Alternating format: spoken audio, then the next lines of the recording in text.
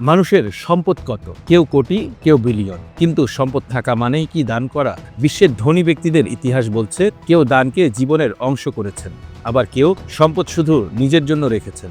অনেকের মনেই প্রশ্ন, বিশ্বের সবচেয়ে বড় দাতা কারা?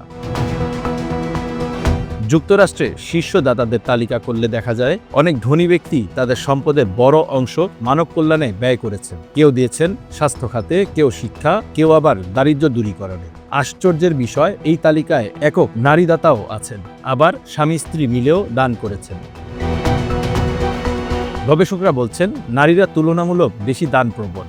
কম বয়স থেকেই তারা সমাজের জন্য কিছু করার চিন্তা করেন। ঝুঁকি নিয়ে হলেও দান করতে পিছপা হন না। কিন্তু সবাই কি দান করেন?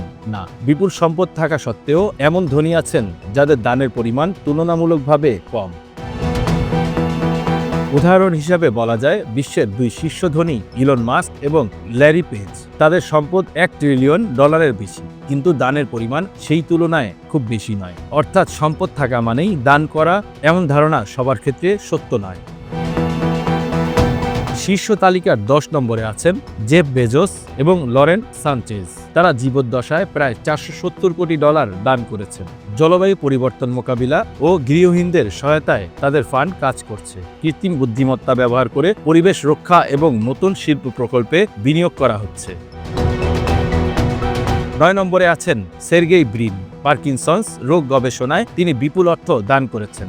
তার মা এই রোগে ভুগেছিলেন, সেখান থেকেই অনুপ্রেরণা। পাশাপাশি জলবায়ু পরিবর্তন নিয়েও কাজ করছেন। 8 নম্বরে মার্ক জাকারবার্গ এবং প্রিসিলা চ্যান।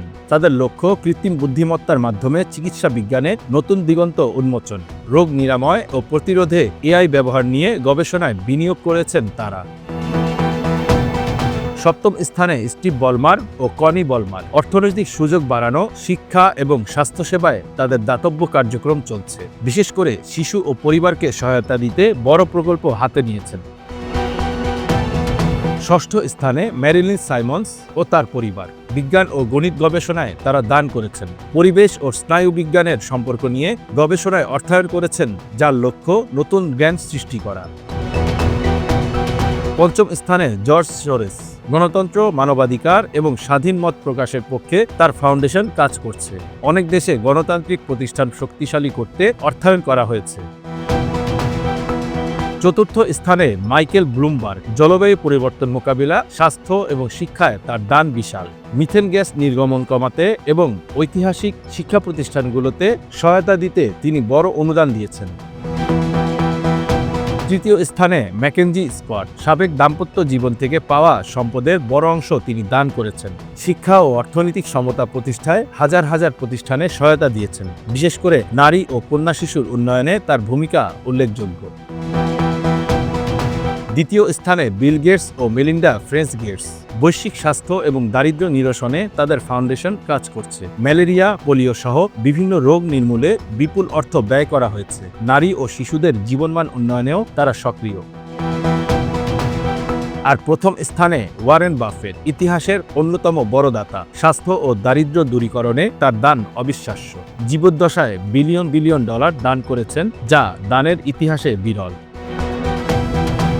এখন প্রশ্ন, দান কি কেবল অর্থের বিষয়? না, দান মানে শুধু টাকা নয়, সময়, জ্ঞান, সহমর্মিতা, এসবও দান। কেউ হয়তো গরিব শিশুকে পড়ায়, কেউ রক্ত দেয়, কেউ সমাজের জন্য কাজ করে। সবই দান।